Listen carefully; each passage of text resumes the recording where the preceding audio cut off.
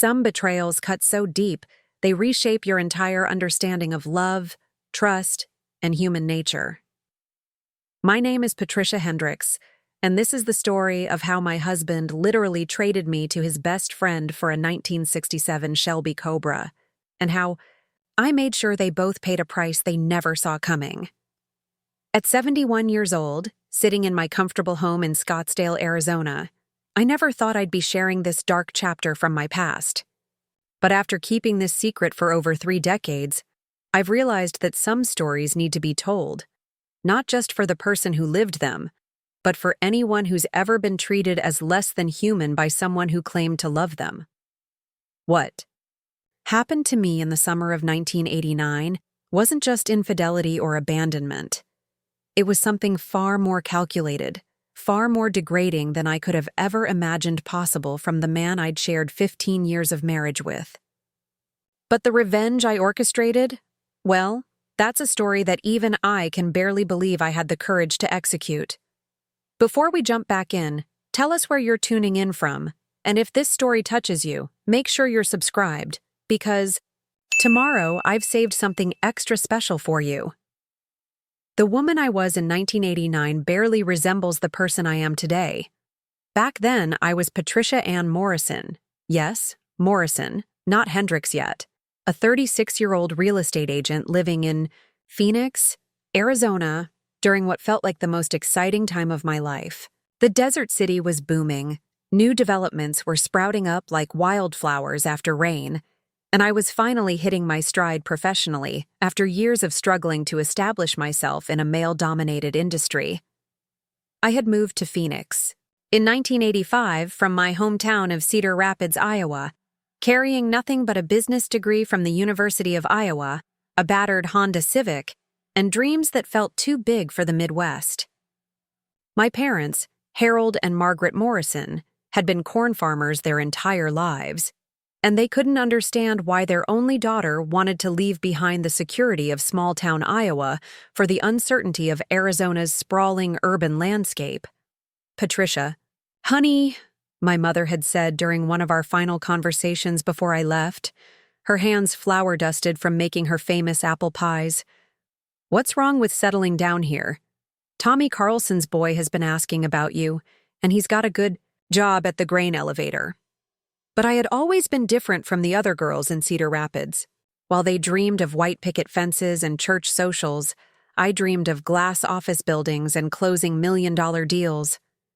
I wanted to wear power suits instead of house dresses, to negotiate contracts instead of recipe exchanges. Phoenix, with its endless sunshine and rapidly expanding suburbs, seemed like the perfect place to reinvent myself. The early years were harder than I'd anticipated. Real estate in the late 80s was still very much an old boys' club, and many clients didn't take a young woman seriously, especially one with a Midwest accent and no local connections. I shared a tiny studio apartment with another transplant from Minnesota, Linda Kowalski, who worked as a paralegal downtown. We survived on ramen noodles and shared dreams, staying up late into the night talking about the lives we were going to build for ourselves. Everything changed when I met Marcus Hendricks in the spring of 1987. I was showing a mid-century modern home in the Arcadia neighborhood to what I assumed was a young couple, but when I arrived at the property, I found only Marcus standing in the driveway, examining the exterior with the focused intensity of someone who understood craftsmanship. He was 34 then, with thick dark hair that curled slightly at the collar and these incredibly expressive brown eyes that seemed to take in everything around him. He wore a white button-down shirt rolled up to his elbows and jeans that had clearly seen some work, but there was something polished about him. That set him apart from the typical construction workers I'd grown accustomed to seeing around Phoenix's building sites. "Are you Patricia Morrison?" he asked, extending a hand that was calloused but clean. "I'm Marcus Hendricks. I called about the Keem property yesterday." His handshake was firm without being aggressive, and when he smiled, I noticed he had this slight gap between his front teeth that made him look younger, more approachable. "I'm sorry," I said, consulting my notes. "I was expecting a couple." The appointment was made for Mr. and Mrs. Hendricks. Marcus laughed, a rich sound that seemed to come from deep in his chest. That's my fault. I think my secretary made some assumptions when I asked her to schedule the showing. It's just me. I'm recently divorced and looking for a fresh start.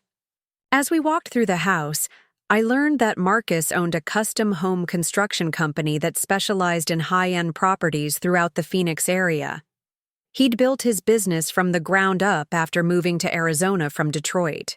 In the early 80s, drawn by the same opportunities that had attracted me. Unlike me, however, he'd found success almost immediately, capitalizing on the influx of retirees and young professionals who wanted homes that reflected the desert's unique beauty.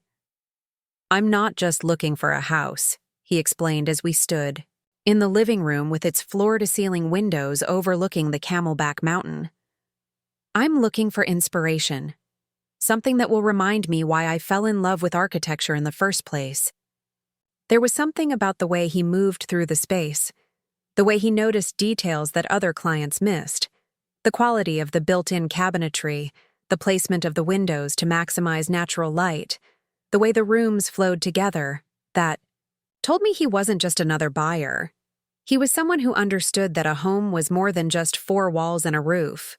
We spent nearly 2 hours going through every room, and by the end of the tour, I realized we'd been talking as much about life, dreams, and second chances as we had about square footage and property taxes. When he asked if I'd like to continue our conversation over dinner, I surprised myself by saying yes immediately. Our first date was at a small Italian restaurant in Old Town Scottsdale, the kind of place where the owner knew every customer's name and the walls were covered with black and white photographs of the area's ranching history. Marcus was unlike any man I'd dated before, and I dated my share during my first 2 years in Phoenix. He listened more than he talked, asked thoughtful questions about my background and ambitions, and never once made me feel like I needed to downplay my professional success to make him more comfortable. So what brought you to real estate, Itzdai? Asked over our shared tiramisu. His fork paused halfway to his mouth. Independence, I answered honestly. In Iowa, there were certain expectations about what women should do with their lives. Teaching, nursing, maybe secretarial work if you were ambitious. But I wanted to build something that was entirely mine, where my success would be determined by my own efforts, not by who I married or what family I came from. Marcus nodded thoughtfully. I can understand that. Building my company has been the most challenging and rewarding thing I've ever done. There's something addictive about creating something from nothing, about seeing your vision become reality. That shared understanding of ambition, of the hunger to create and succeed, became the foundation of our relationship. We began seeing each other regularly, and I discovered that Marcus was not only successful, but generous, thoughtful, and surprisingly romantic. He would leave small gifts at my office, desert wildflowers he'd picked during his morning runs, books by authors he thought I'd enjoy, tickets to art gallery openings, and symphony performances. 6 months after our first meeting, he proposed during a weekend trip to Sedona. We'd hiked to the top of Cathedral Rock at sunset, and as the red rocks glowed around us like something from another world, he got down on one knee with a ring he'd had custom designed. A simple solitaire setting with a diamond that caught the last rays of sunlight like fire. "Patricia," he said, his voice slightly breathless from the climb and emotion. "I know we haven't known each other long, but I can't imagine building a future without you in it. Will you marry me?" I said yes without hesitation, tears streaming down my face as he slipped the ring onto my finger. In that moment, surrounded by the majestic beauty of the Arizona landscape, with a man who seemed to understand and appreciate everything I was trying to become, I felt like all the risks I'd taken in leaving Iowa had finally paid off. We were married 6 months later in a ceremony at the Arizona Biltmore, a Frank Lloyd Wright-inspired resort that had been Marcus's suggestion. "I want our wedding to be as beautiful and unique as you are," he'd said when we were planning the event. The guest list was small. My parents flew in from Iowa, along with a few college friends. while Marcus's side included his business associates and a handful of friends from Detroit who'd stayed in touch over the years. The wedding was everything I'd dreamed of: elegant but not ostentatious, sophisticated but warm. My dress was a simple silk sheath that complemented the Art Deco surroundings, and Marcus wore a charcoal gray suit that made his dark eyes look almost black. During our first dance to At Last by Etta James, he whispered in my ear, "This is just the beginning, Mrs. Hendricks. We're going to build an amazing life together." And for the first 2 years of our marriage, it seemed like he was right. We bought a stunning contemporary home in the Paradise Valley area that Marcus had actually designed and built himself. A wedding gift, he said, though I insisted on being listed as co-owner on the deed. The house was a masterpiece of desert architecture, with soaring ceilings, walls of glass that brought the outside in, and a pool that seemed to disappear into the horizon. I continued working in real estate, and my career flourished partly due to my new connections through Marcus's business network. Wealthy clients who were building custom homes often needed someone to help them find the perfect lot or sell their previous property, and my reputation for professionalism and market knowledge grew steadily. By 1989, I was one of the top producing agents in the Phoenix area, regularly closing deals worth hundreds of thousands of dollars. Marcus's business was also thriving. The late 80s were boom years for luxury construction in Arizona, and his company, Hendricks Custom Homes, had a waiting list of clients who were willing to pay premium prices for his attention to detail and architectural innovation. We were featured in Phoenix magazine as one of the city's power couples to watch, photographed in our beautiful home with the caption describing us as the perfect blend of artistic vision and business acumen. But somewhere around our second anniversary, I began to notice subtle changes in Marcus that I initially attributed to the stress of managing a growing business. He became more distant, spending longer hours at construction sites and coming home, exhausted and irritable. Our conversations, which had once ranged from architecture to politics to our shared dreams for the future, became increasingly focused on practical matters: schedules, finances, business decisions. The intimacy that had characterized our early relationship began to fade as well. Marcus, who had once been affectionate and attentive, seemed perpetually distracted, even when we were together. He'd sit across from me at dinner checking his watch or reviewing blueprints, responding to my questions about his day with non-committal grunts and half-hearted nods. "Is everything okay with us?" I asked him one evening in early 1989, as we sat on our back patio watching the sunset paint the mountains in shades of pink and gold. "You seem so distant lately." Marcus looked up from the construction documents he'd been reviewing, his expression showing surprise that I'd spoken. "Everything's fine, Patricia. I'm just dealing with some challenges on the Morrison project." The Morrison project was a massive custom home he was building for a tech executive who'd relocated from California. You know how demanding clients can be. I wanted to point out that he'd been using work as an excuse for his emotional absence for months, but something in his tone warned me not to push. Instead, I reached over and touched his hand, trying to bridge the growing distance between us with physical connection. "Maybe we should plan a weekend getaway," I suggested. "We haven't been to San Diego in over a year, and I know you love that little boutique hotel in La Jolla." Marcus pulled his hand away to turn a page in his documents. "I can't take time off. Right now, Patricia. We're at a critical phase on 3 different projects. Maybe in a few months when things calm down." But things never seemed to calm down. If anything, Marcus became more absorbed in his work, more distant in our personal interactions. He started taking business trips that seemed unnecessarily frequent, to Los Angeles to meet with suppliers, to Las Vegas to attend construction trade shows, to Denver to consult on a potential expansion of his business. During these trips, he was virtually impossible to reach. When I called the hotels where he claimed to be staying, the desk clerks would often tell me there was no Marcus Hendricks registered. When I mentioned this to him, he'd explain that he was staying with business associates or that his secretary had made the reservations under the company name. I tried to convince myself that I was being paranoid, that the success of our respective careers was simply requiring more of our attention than we'd anticipated. But deep down, I knew something fundamental had shifted in our marriage. The man who had once made me feel like the center of his universe now treated me like an afterthought, a familiar piece of furniture that he'd grown tired of noticing. What? I didn't know, what I couldn't have imagined in my worst nightmares, was that Marcus wasn't just pulling away from our marriage.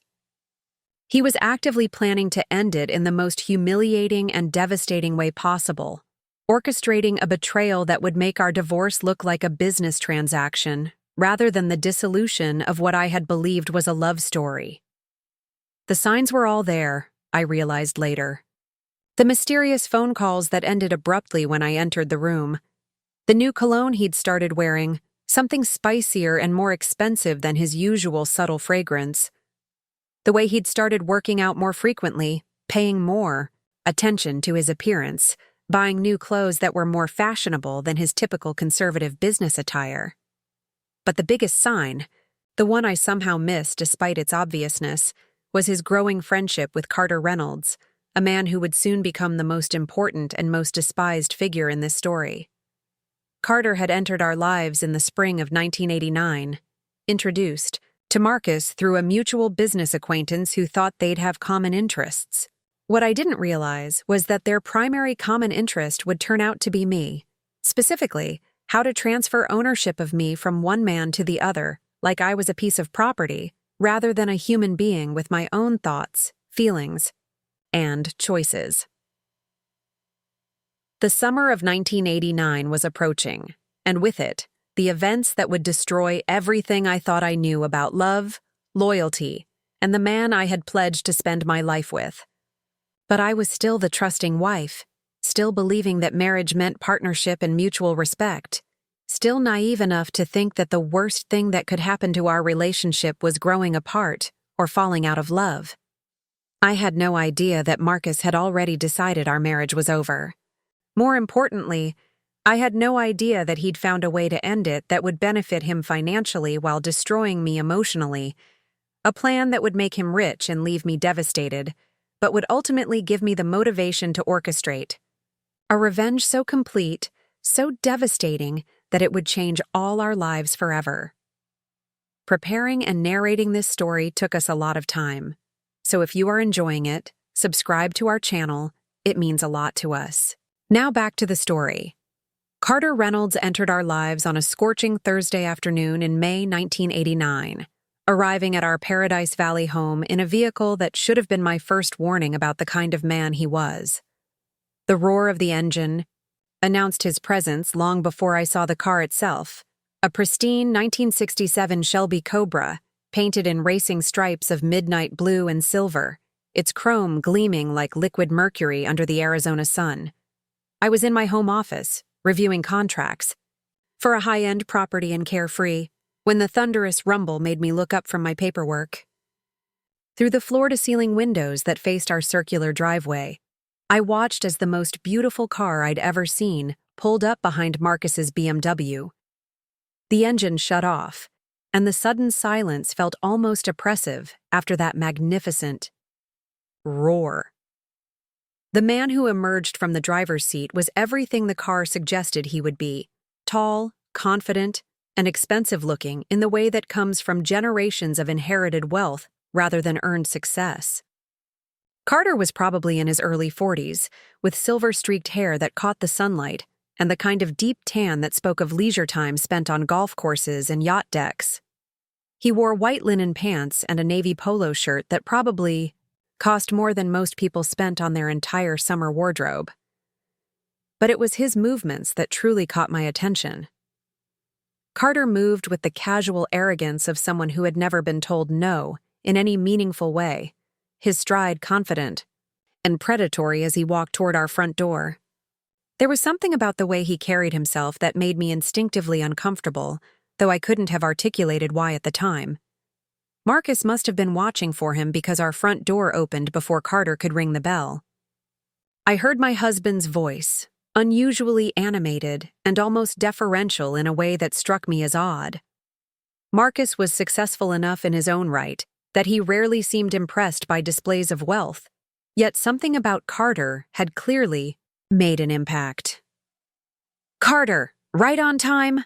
Marcus called out, his voice carrying across our open-concept living space to my office. Come in, come in. Can I get you something to drink? Beer? Scotch? I've got that Macallan 18 you mentioned." The mention of expensive Scottish whiskey at 3 o'clock in the afternoon raised my eyebrows. Marcus was normally quite moderate in his drinking, especially during business hours. But then again, everything about this visit seemed to be operating outside our usual parameters. "Scotch sounds perfect," Carter replied, his voice carrying the faint trace of a Boston accent that suggested prep school and Ivy League education. "I have to say, Marcus, this place is even more impressive than the photos you showed me.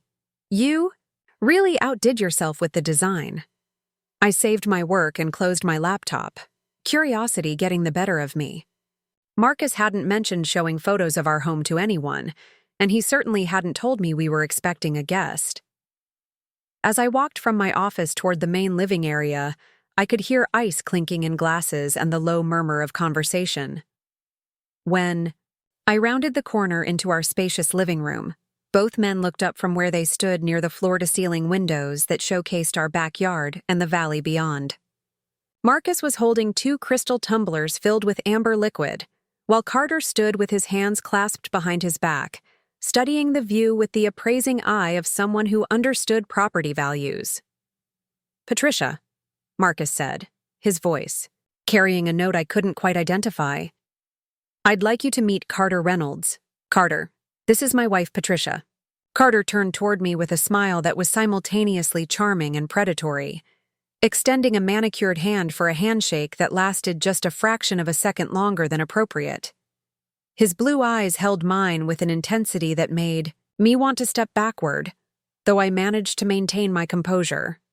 "Mrs. Hendricks," he said, his voice smooth as the expensive whiskey they were drinking.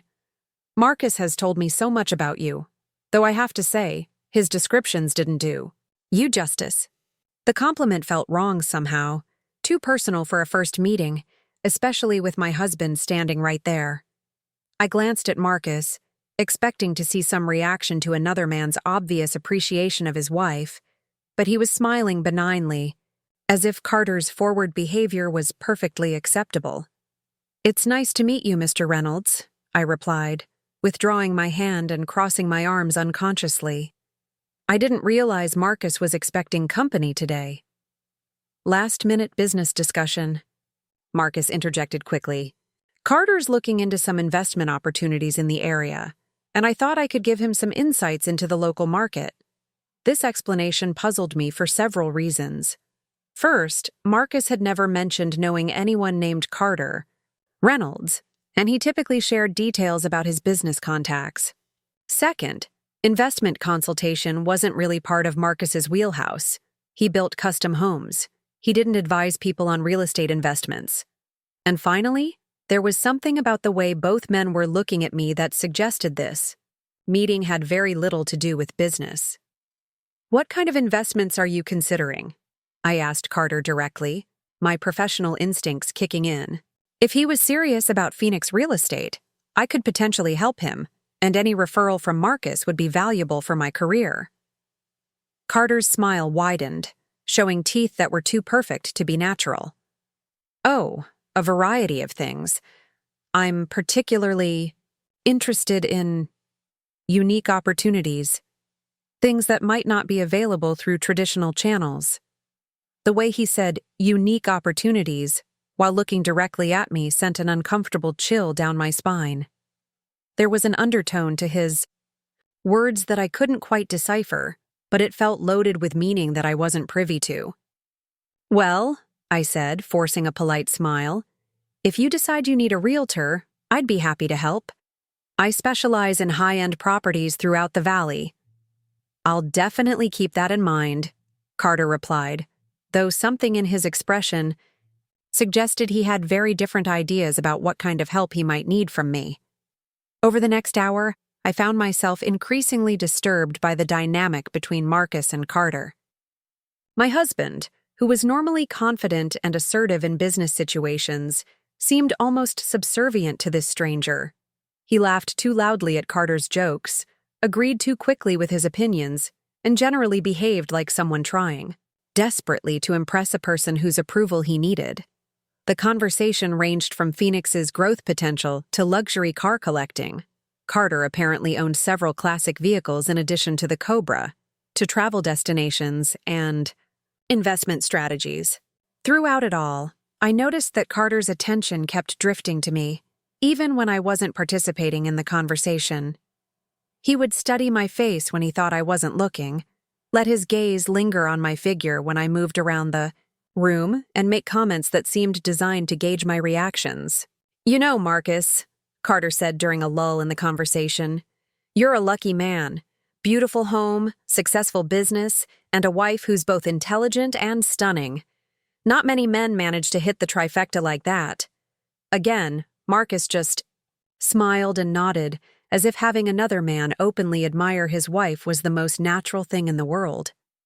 "I certainly count my blessings," he replied, raising his glass in a mock toast. But there was something hollow about Marcus's response, something performative that made me feel like I was watching a rehearsed scene rather than a spontaneous interaction. The whole afternoon had an artificial quality that left me feeling uneasy and confused. When Carter finally left, after another hour of increasingly strange conversation, I confronted Marcus about the visit. We stood in our kitchen as I prepared dinner, the familiar routine of chopping vegetables and seasoning meat, providing a normal backdrop for what turned out to be a very abnormal conversation. "So, how exactly do you know Carter Reynolds?" I asked, keeping my voice casual as I diced onions for the stir-fry I was making. Marcus was leaning against the kitchen island, still nursing the same glass of scotch he'd been drinking during Carter's visit. "Business contact," he said vaguely. "Someone introduced us a few weeks ago." "What kind of business does he do?" He never really answered when I asked about his investments. "Family money, I think. Trust fund type. He's looking for ways to diversify his portfolio." This explanation didn't satisfy me. If Carter was simply a potential investor, why had Marcus been so deferential to him? And why had the conversation felt more like a social visit than a business meeting? "He seemed very interested in our home," I said carefully. "And in me, frankly." That made me a little uncomfortable. Marcus drained his glass and set it down on the granite countertop with more force than necessary. "You're being paranoid, Patricia. Carter's just a friendly guy. That's how people with old money behave. They're confident, maybe a little forward by our standards."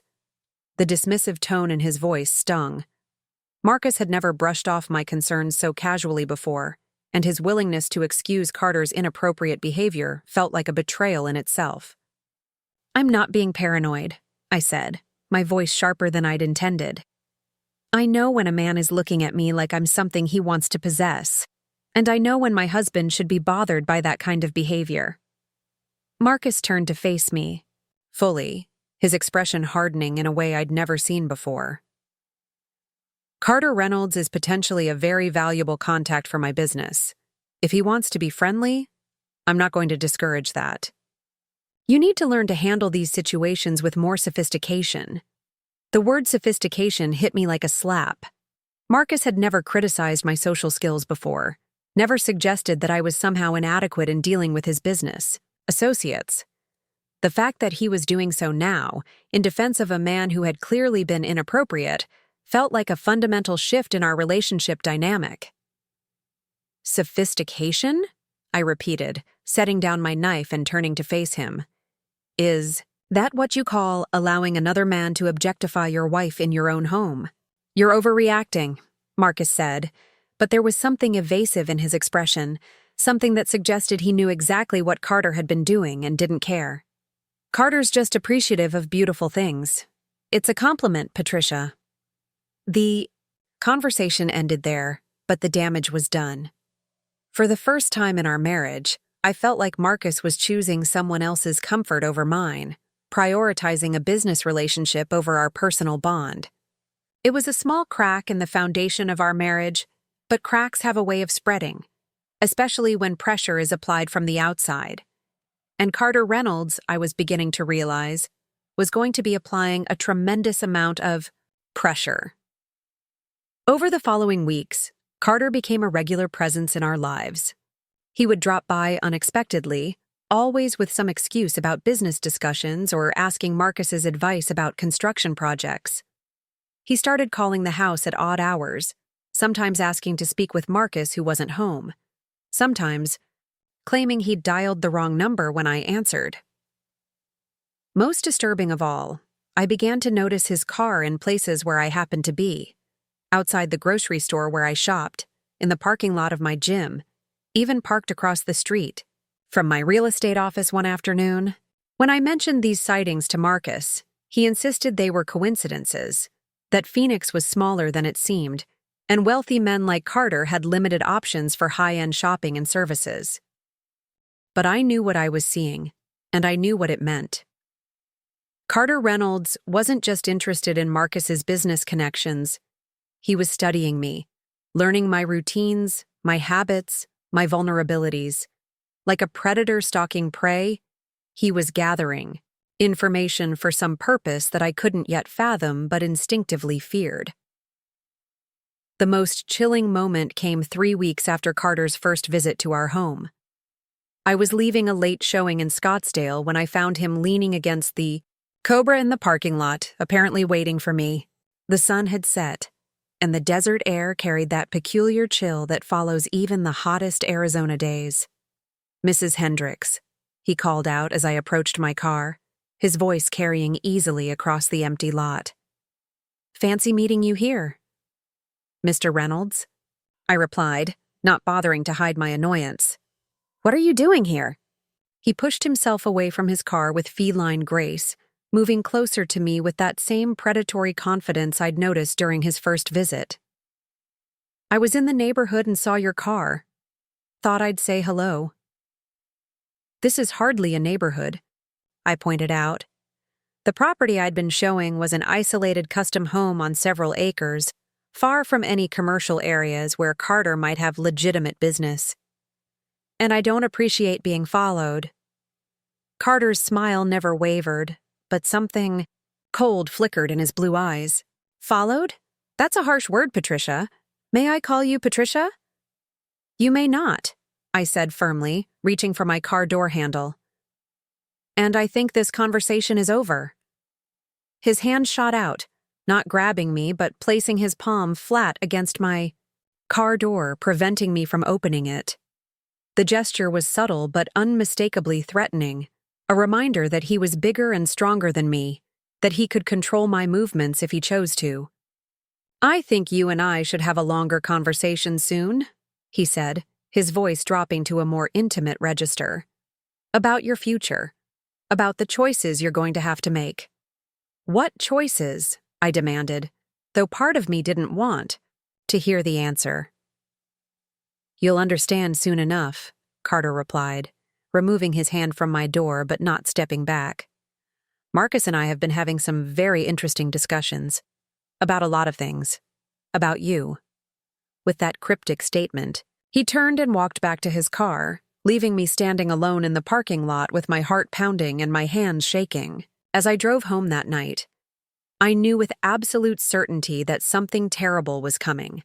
Something that involved both my husband and this dangerous stranger who seemed to view me as an object to be acquired rather than a person to be respected.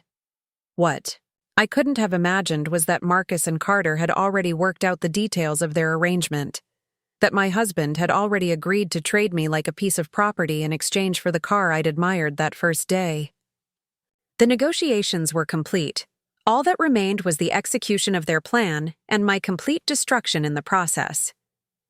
The trap was set, the players were in position, and I was walking blindly toward the most devastating betrayal of my life, still believing that the man I'd married would protect me from predators like Carter Reynolds rather than deliver me to them personally. The night that changed everything forever began like so many others during that strange summer of 1989. Marcus had been unusually attentive at dinner, opening a bottle of expensive Cabernet Sauvignon from our wine collection and asking detailed questions about my day, my upcoming listings, my thoughts on various topics. After weeks of distant behavior and distracted conversations, his sudden focus felt both welcome and suspicious. "You know, Patricia," he said as we lingered over dessert on our back patio, the lights of Phoenix twinkling in the valley below us. "I've been thinking about our future lately, about what we both want out of life." Something in his tone made me set down my wine glass and study his face in the soft glow of our outdoor lighting. Marcus looked nervous, the way he had the night he'd proposed in Sedona. But there was none of the joy or anticipation that had characterized that earlier conversation. Instead, he seemed like a man preparing to deliver bad news, the kind of expression I'd seen on his face when he had to tell clients that their dream homes were going to cost more than originally estimated. "What do you mean?" I asked, though a part of me dreaded his answer. Marcus took a large gulp of wine before responding, liquid courage for whatever he was about to say. "I mean that sometimes people grow in different directions, want different things, and sometimes it takes honesty, brutal honesty, to address those changes." My stomach began to clench with dread. This sounded like the beginning of a conversation about divorce, though the formal way he was approaching it felt oddly detached for such a personal discussion. "Marcus, if you're unhappy with our marriage, I wish you'd said something sooner. We could have tried counseling or—" "It's not about being unhappy," he interrupted, his voice taking on a businesslike quality that chilled me. "It's about being realistic, about recognizing opportunities when they present themselves." "Opportunities?" I repeated, confusion mixing with my growing anxiety. "What kind of opportunities?" Marcus stood up and walked to the edge of our patio, gripping the railing as he looked out over the valley. When he spoke again, his back was still turned to me, as if he couldn't face me while delivering whatever bombshell he was preparing. "Carter, Reynolds has made us an offer," he said quietly. "A very generous offer that could change both our lives significantly."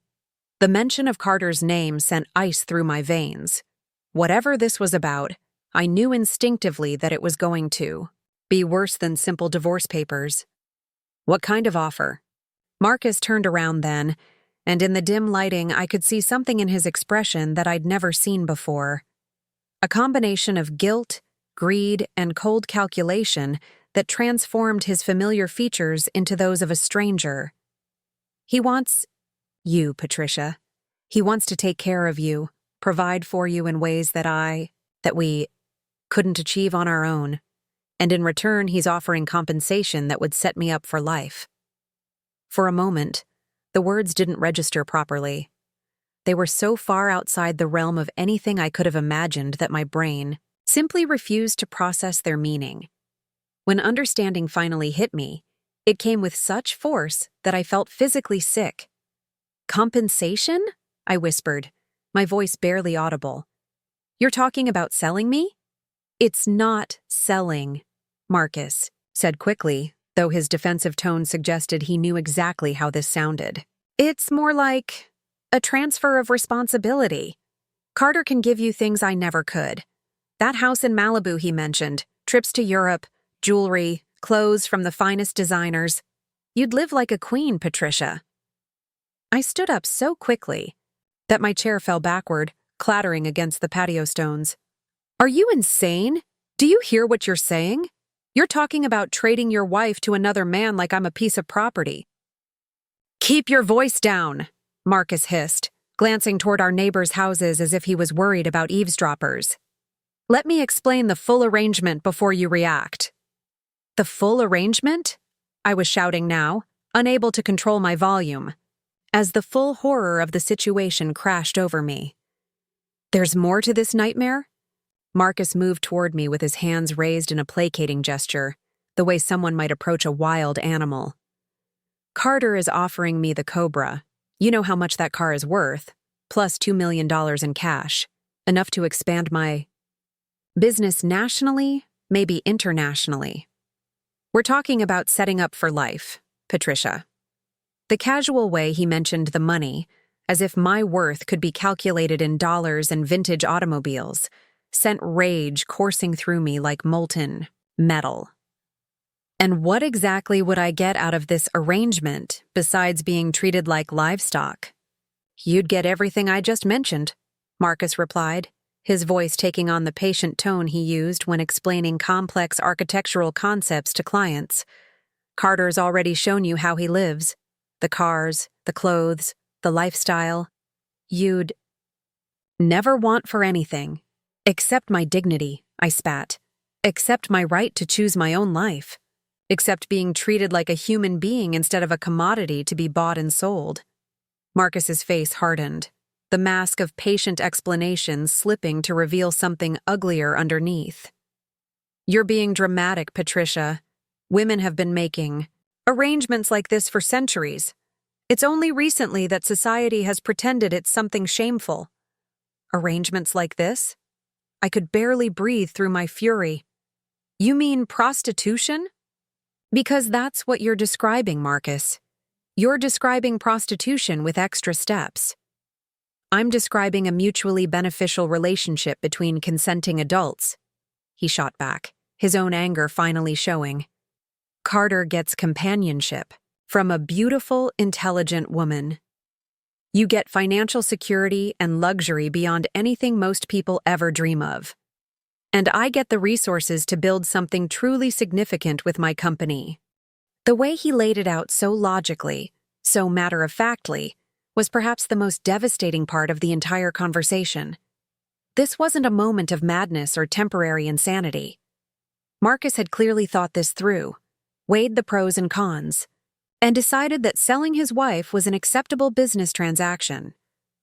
And if I refuse? I asked, though I was terrified to hear his answer. Marcus was quiet for a long moment, staring at me with an expression I couldn't read. When he finally spoke, his voice was flat and emotionless. Carter's not the kind of man who takes rejection well. And honestly, Patricia, I've already committed to this arrangement. The paperwork has been drawn up. The transfer of assets has been initiated.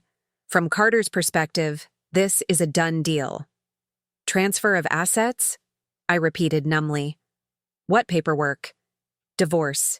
Papers, Marcus said simply. No fault, 50-50 split of marital property, except that Carter has agreed to assume my half of the debt in exchange for other considerations. The ground seemed to shift beneath my feet as I realized the full scope of what had been planned without my knowledge or consent. You filed for divorce without telling me? Not filed, prepared.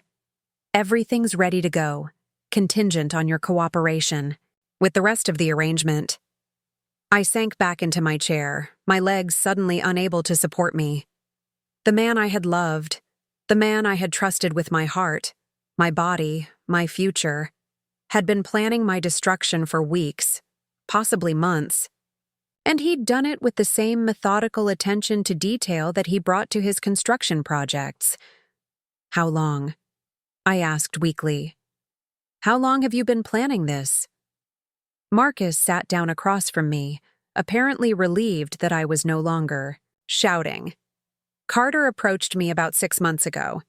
Initially, it was just a business inquiry. He was considering investing in the company. But over time, our conversations evolved. 6 months. Half a year of lies, of him pretending to love me while secretly negotiating my sale to another man.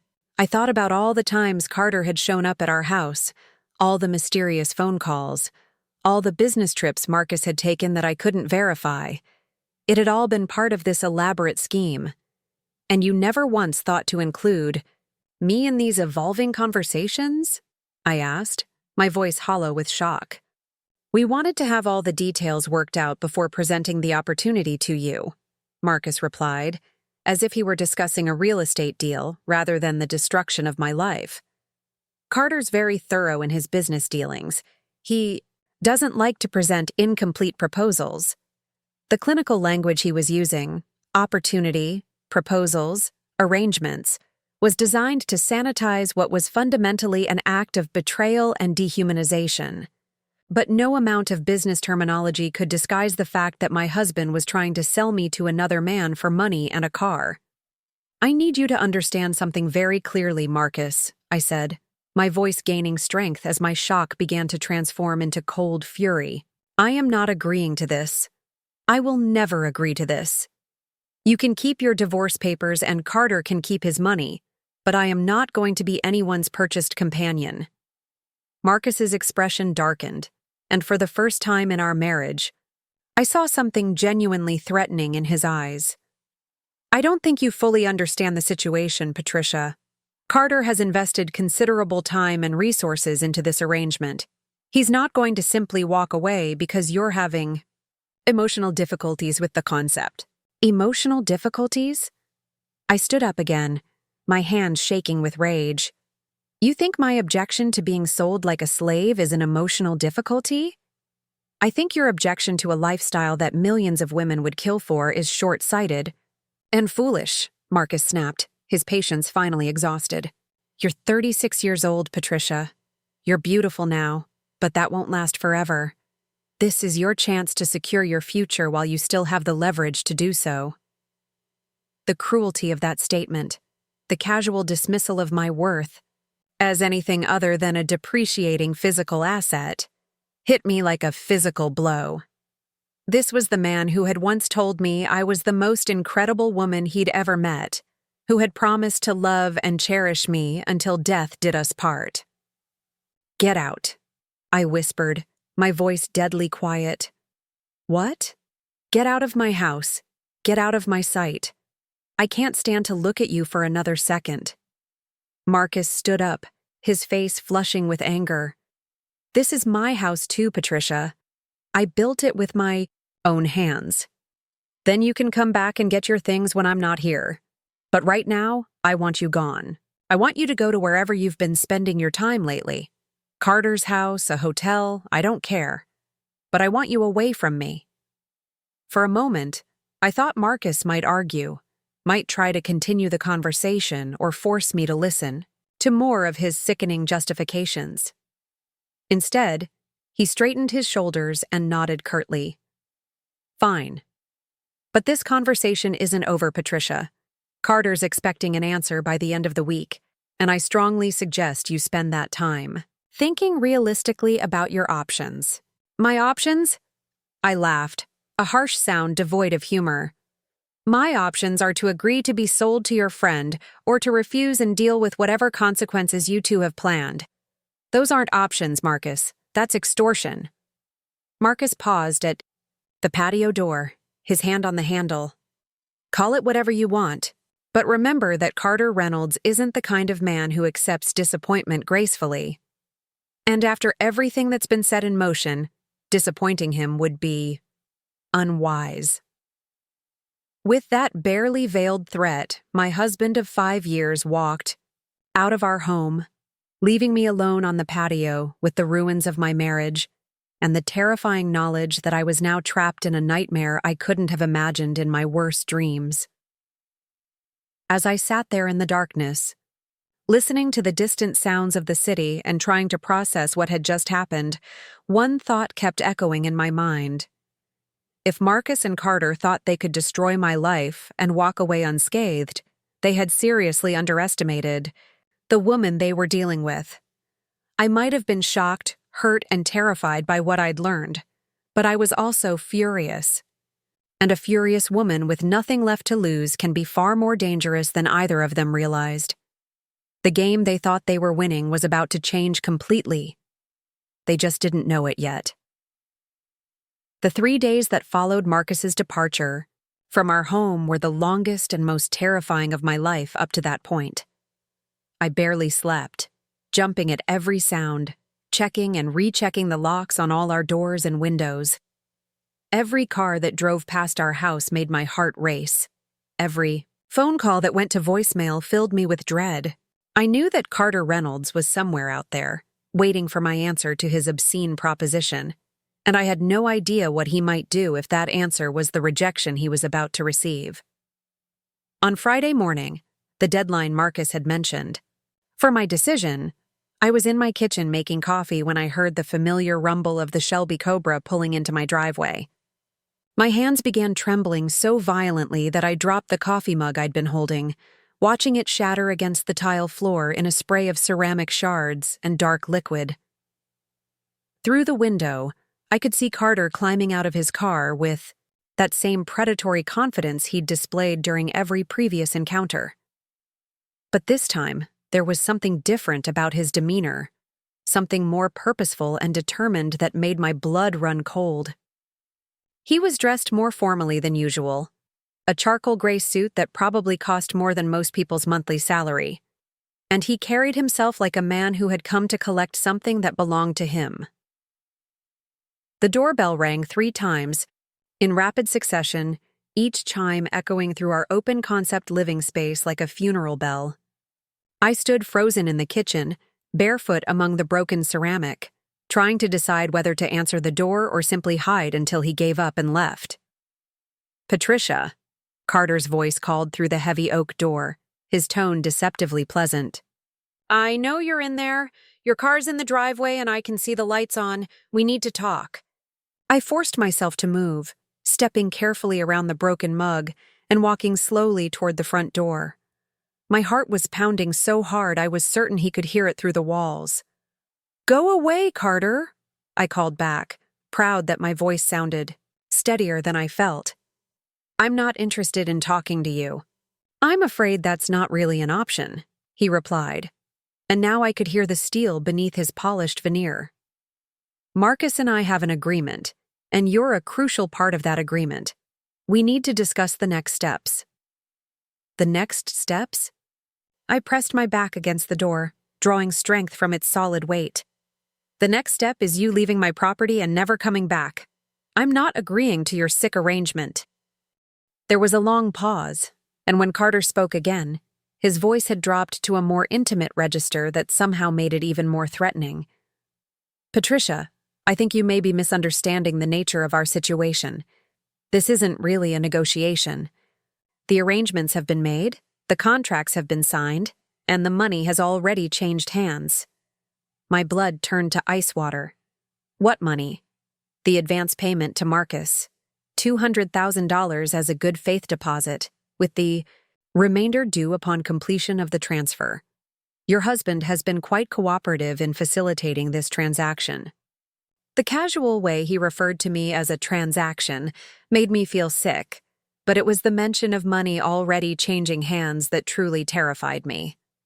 If Carter had already paid Marcus part of the agreed-upon sum, then in his mind, he had already purchased something.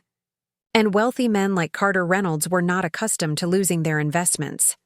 "That's between you and Marcus," I said, though my voice was beginning to waver. "I never agreed to any of this, and you can't force me to honor an agreement I wasn't part of making." Carter's laugh was soft and genuinely amused, which somehow made it more chilling than anger would have been. "Oh, Patricia, you really don't understand how these things work, do you? Let me explain something about contracts and commitments in my world." I heard him settling against the door, as if he was preparing for a long conversation. The knowledge that he was so close, separated from me by only a few inches of wood, made my skin crawl. "When I want something," he continued, his voice taking on the patient tone of a teacher explaining a simple concept to a slow student, "I don't simply hope that it will become available.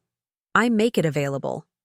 I identify the obstacles to acquisition, and I systematically remove them. In your case, the primary obstacle was your marriage to Marcus."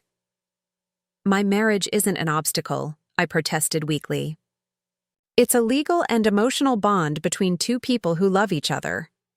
"Was," Carter corrected. "Past tense. Your marriage was those things, before Marcus realized that you represented a depreciating asset that could be converted into appreciating ones. The divorce papers were filed yesterday morning, Patricia. As of right now, you are legally separated from your husband and eligible for new arrangements." The world seemed to tilt on its axis. Marcus had actually filed for divorce without telling me, without giving me a chance to contest it or even to prepare. I was standing in what I had thought was my own home, but which might now belong to someone else entirely. "That's impossible," I whispered. "I would have been served papers." There are procedures when both parties don't cooperate," Carter interrupted. "But when the dissolution is uncontested and both parties are represented by competent counsel, things can move quite quickly. Marcus signed on your behalf using the power of attorney you granted him for business purposes last year." I remembered that power of attorney. Marcus had needed it to handle some property transactions while I was traveling for work. I had signed it without hesitation, trusting him completely. The idea that he would use that document to dissolve our marriage without my knowledge or consent was so beyond anything I could have imagined that it took several moments for the reality to sink in. "He can't do that," I said, though I was no longer certain of anything. "Using a business power of attorney for a divorce, that has to be illegal." "Legal, illegal," Carter said dismissively. "Those are such limiting concepts, don't you think? What matters is what's been accomplished. You're no longer married to Marcus Hendricks. Your joint assets have been divided, according to the prenuptial agreement you signed before your wedding, an agreement that heavily favored your husband, I might add. And you're now free to enter into new relationships without the complications of an existing marriage." I had forgotten about the prenuptial agreement. Marcus had presented it as a formality, something his lawyer had insisted upon for business protection purposes. I had signed it without reading it carefully, trusting that my husband would never use it against me. Another naive mistake that was now coming back to destroy me. "Even if all of that's true," I said, my voice growing stronger, as my shock began to transform into anger, "it doesn't mean I have to agree to anything with you. I'm a free woman, which means I'm free to tell you to go to hell." "Free," Carter repeated, and I could hear the smile in his voice. "That's such an interesting concept. Let me ask you something, Patricia. How much money do you have in your personal bank accounts right now?" The question caught me off guard. "What does that have to do with anything?" "Humor me." I thought about my accounts, my personal checking and savings, plus the small investment portfolio I'd been building over the years. "Maybe $40,000? I admitted reluctantly. $40,000, Carter mused. "And how much do you think this house is worth? The house that, according to your prenuptial agreement, belongs entirely to Marcus since he designed and built it before your marriage?" My stomach dropped as I realized where this was heading. The house was worth at least $800,000, possibly more. If it legally belonged to Marcus, and if we were truly divorced, then I had nowhere to live and very little money to start over with. "Your real estate license," Carter continued relentlessly, "requires continuing education and annual fees. Your car is leased through Marcus's business. Your health insurance is through his company. Your credit cards are joint accounts that will be frozen during the divorce proceedings. Shall I continue?" Each item on his list was like a physical blow. In the space of a few days, I had gone from being a successful married woman with a secure future to being essentially homeless and nearly broke. And Carter had clearly known this would be the result long before he ever approached Marcus with his proposition. "You planned this," I said numbly. "You orchestrated all of this." "I prefer to think of it as removing obstacles," Carter replied. "You were happy in your marriage, financially secure, emotionally fulfilled. Those conditions made you unavailable for the kind of arrangement I wanted. So I created different conditions." The casual admission that he had deliberately destroyed my life to make me vulnerable enough to accept his proposition was breathtaking in its cruelty. This wasn't just about wanting me. It was about the psychological satisfaction of breaking down my defenses until I had no choice but to submit to his will. "You're insane," I whispered. "I'm thorough," he corrected. "And now that you understand your actual situation, I think you'll find my offer much more reasonable. I'm prepared to provide you with immediate housing in a beautiful property I own in Scottsdale." You'll have access to credit accounts for clothing, food, and personal expenses. Healthcare, of course. Transportation. Everything you need to maintain the lifestyle you've become accustomed to. In exchange for what exactly? I asked, though I dreaded the answer. Companionship, Carter said smoothly. Social engagements, travel, the kind of refined female company that a man in my position requires. Nothing more than what you provided. To Marcus, really, except that you'll be properly compensated for your time and efforts. The euphemistic language couldn't disguise what he was really describing. He wanted to own me, to have me available whenever he desired my presence, my conversation, my body. He wanted a beautiful accessory that he could display at social functions and use for his personal pleasure, all while maintaining the fiction that this was somehow different from simple prostitution. And if I refuse? I asked. Then you're free to make your own way in the world with your $40,000 and no place to live, Carter replied. Though I should mention that I've taken the liberty of speaking with several real estate firms in the area about your situation. Word travels quickly in professional circles, especially when it involves messy divorces and questions about ethical conduct. My blood ran cold. What questions about ethical conduct? Oh, nothing definitive, Carter said airily. Just some concerns that have been raised about potential conflicts of interest in your recent transactions. Questions about whether you may have used information from your husband's construction projects to benefit certain clients. The kind of allegations that might not hold up in court, but could certainly damage a professional reputation. I realized with growing horror that Carter had been planning this character assassination for months, setting up a scenario where I would not only be financially vulnerable, but professionally destroyed as well. Even if I managed to rebuild my life, I would be starting from less than zero. You bastard, I breathed. I prefer businessman, Carter replied. And speaking of business, I really do need an answer today, Patricia. I have plans for this evening that include introducing you to some associates of mine, and I'd hate to have to make alternative arrangements.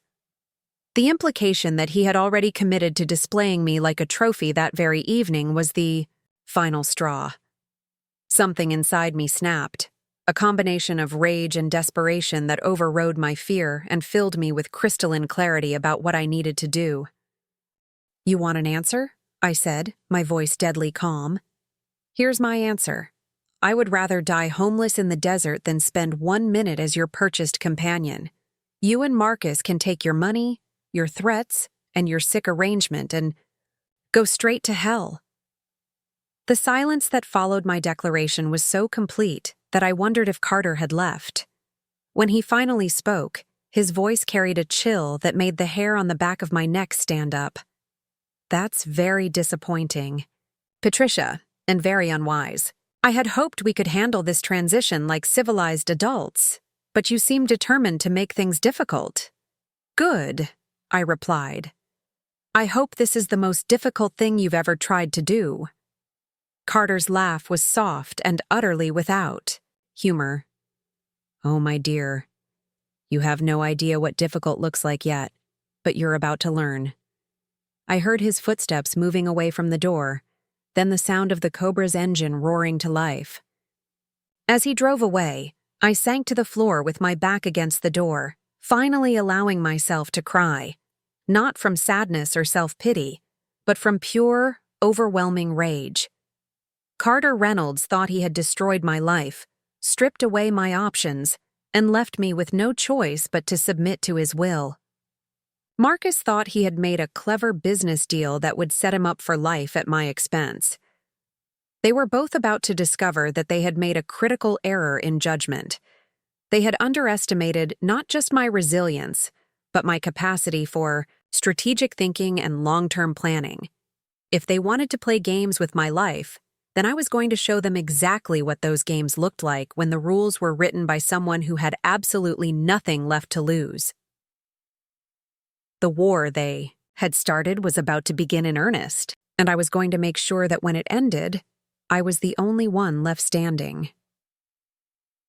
The weekend after Carter's threatening visit marked the beginning of my transformation from victim to strategist. While most people might have spent those days wallowing in self-pity or frantically trying to find a lawyer, I chose a different path. I had learned something valuable during my years in real estate. Information is power, and the person with the most complete picture of a situation is usually the one who emerges victorious. Saturday morning found me at the Phoenix Public Library's downtown branch, a massive concrete building that housed not only books, but also extensive newspaper archives, business databases, and public records that could be accessed by anyone with a library card and enough determination. I had always been good at research. It was one of the skills that made me successful in real estate. But now I was going to put those abilities to a very different use. My first target was Carter Reynolds himself. I needed to understand who I was really dealing with, beyond the smooth surface he presented to the world. Using the library's computer terminals, I began digging into everything I could find about his background, his business interests, his personal life, and most importantly, his weaknesses. What I discovered over the next several hours was both illuminating and disturbing. Carter Reynolds was indeed from old money, but not quite as old or as secure as he pretended. His grandfather had made a fortune in textile manufacturing during the 1920s, but the family wealth had been significantly diminished by poor investments. During the Depression and a series of costly divorces in subsequent generations, Carter himself had inherited what remained of the family money when his father died in 1985. But according to financial documents I found through the Arizona Corporation Commission, he had been systematically depleting that inheritance through a series of failed business ventures and an increasingly extravagant lifestyle. The trust fund, that Marcus assumed was inexhaustible, was actually running dangerously low. More interesting still were the patterns I began to notice in Carter's personal relationships. Using newspaper society pages and magazine articles from various cities, I tracked a disturbing history of associations with women who had all experienced remarkably similar trajectories. Wealthy marriages that ended in bitter divorces, followed by periods of financial vulnerability, followed by mysterious disappearances from public record.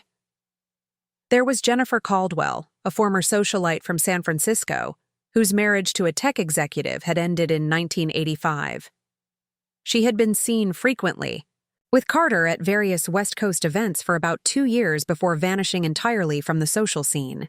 There was Maria Santos, whose oil executive husband had died in a car accident in 1987, leaving her with substantial debts due to his hidden gambling problems. She had been Carter's companion at several high-profile charity events before she too disappeared from public view. The pattern was becoming clear, and it was chilling. Carter didn't just pursue wealthy women for companionship. He specifically targeted women whose circumstances had made them vulnerable, who had fallen from positions of security and were desperate enough to accept arrangements they might otherwise have rejected. I was not his first victim, and if I didn't stop him, I certainly wouldn't be his last. But the most valuable information I uncovered wasn't about Carter's past victims. It was about his current financial situation. Through careful cross-referencing of property records, business filings, and court documents, I discovered that Carter Reynolds was in serious financial trouble. The lavish lifestyle, the multiple properties, the classic car collection, it was all being maintained through an increasingly precarious web of loans, mortgages, and credit arrangements. The $2 million he had promised Marcus wasn't money he actually possessed. Instead, he was planning to finance the transaction through a complex arrangement involving his Malibu property as collateral. But here's where it got interesting. The Malibu house was already mortgaged to nearly its full value to cover other debts, and the Shelby Cobra he was offering as part of the deal didn't actually belong to him. It was owned by a classic car dealership in Los Angeles and was being leased with an option to purchase. Carter Reynolds, for all his apparent wealth and confidence, was essentially running an elaborate shell game, using the promise of assets he didn't actually own to acquire new assets, including me, that he could then leverage for actual money. It was a house of cards that could be toppled with the right pressure applied in the right places. Sunday morning, I shifted my research focus to Marcus. I needed to understand exactly what my soon-to-be ex-husband had committed to and what vulnerabilities might exist in his part of this arrangement. This investigation was more painful because it involved delving into the business I had helped him build and the financial records of our shared life. But it was also more straightforward because I already had access to much of the information I needed. What I found in Marcus's office files, which I still had access to since the divorce hadn't been finalized, was evidence of a man who had been planning this betrayal for much longer than he had admitted.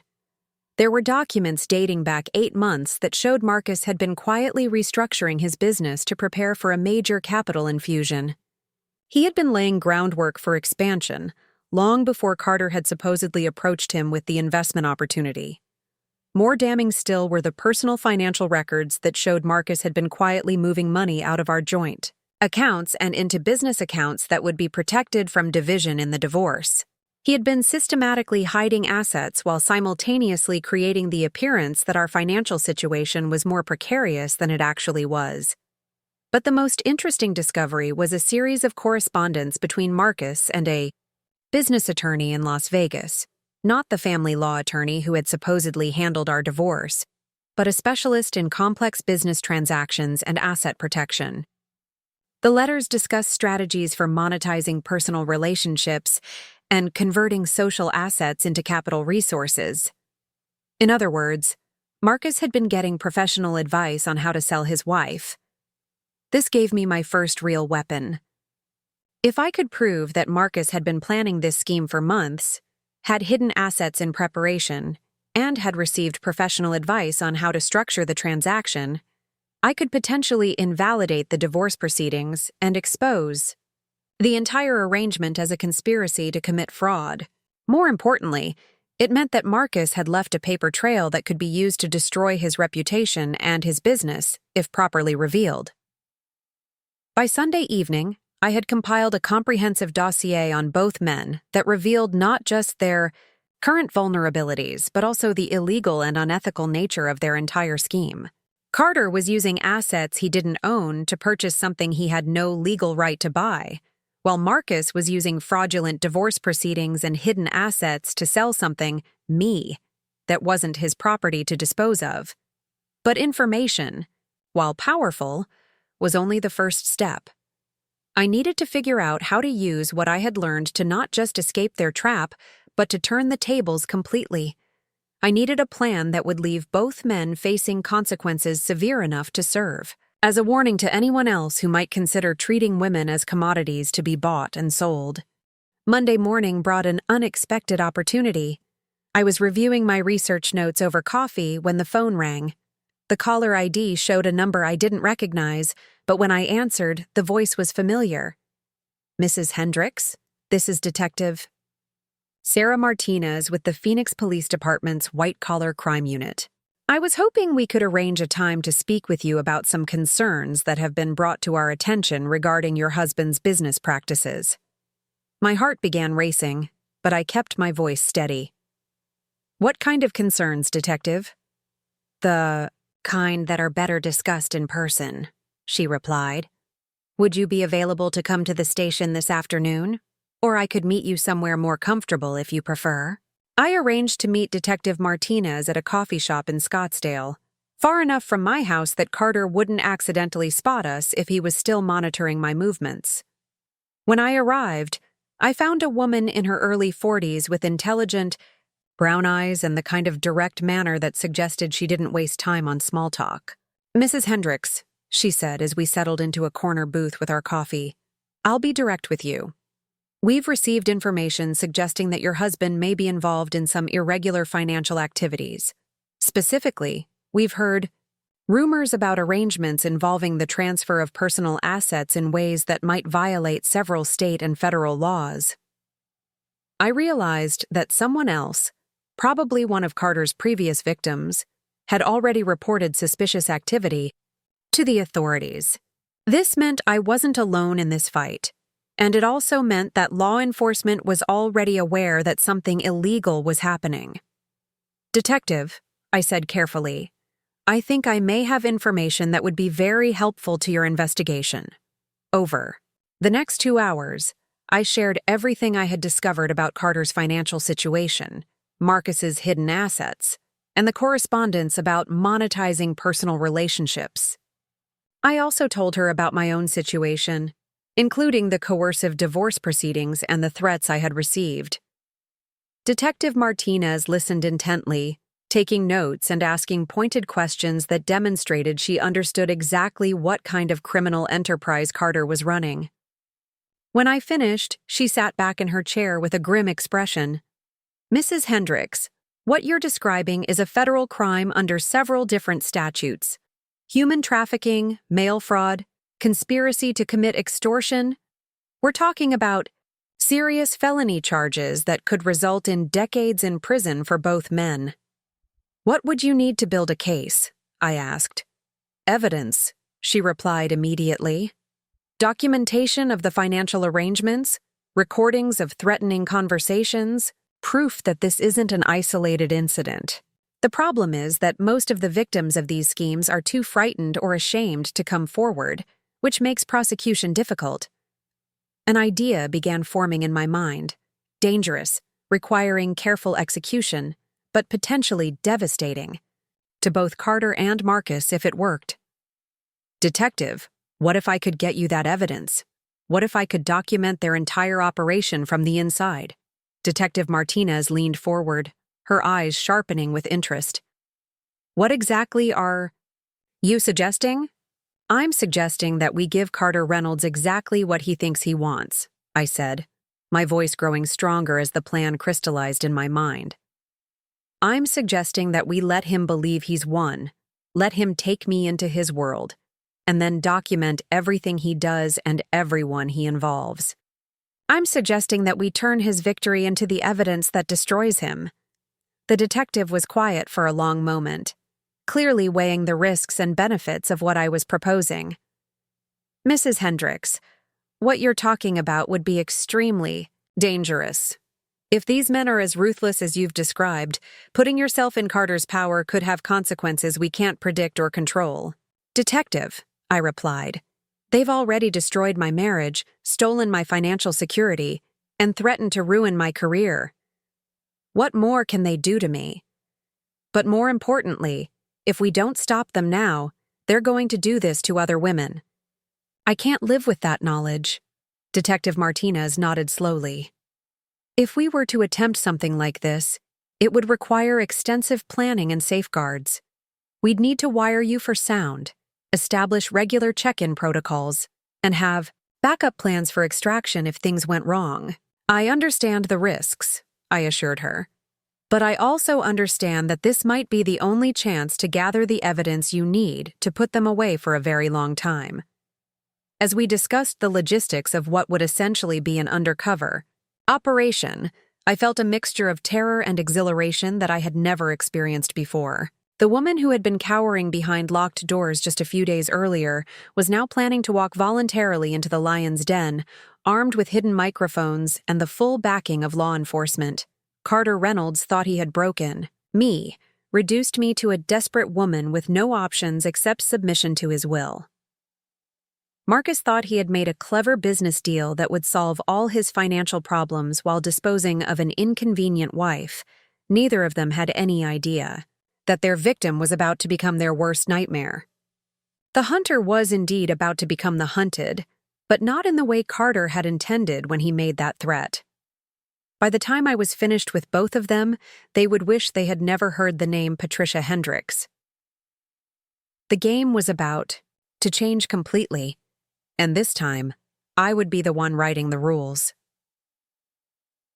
The call I made to Carter Reynolds on Tuesday morning was one of the most difficult things I had ever done. Every instinct in my body screamed against what I was about to do, but Detective Martinez's voice echoed in my mind. "Remember, You're not surrendering to him. You're gathering the evidence that will destroy him. I had spent the previous evening being fitted with surveillance equipment by the FBI's technical team. The primary recording device was a nearly invisible microphone woven into the underwire of a specially designed bra, with a backup transmitter sewn into the lining of my purse.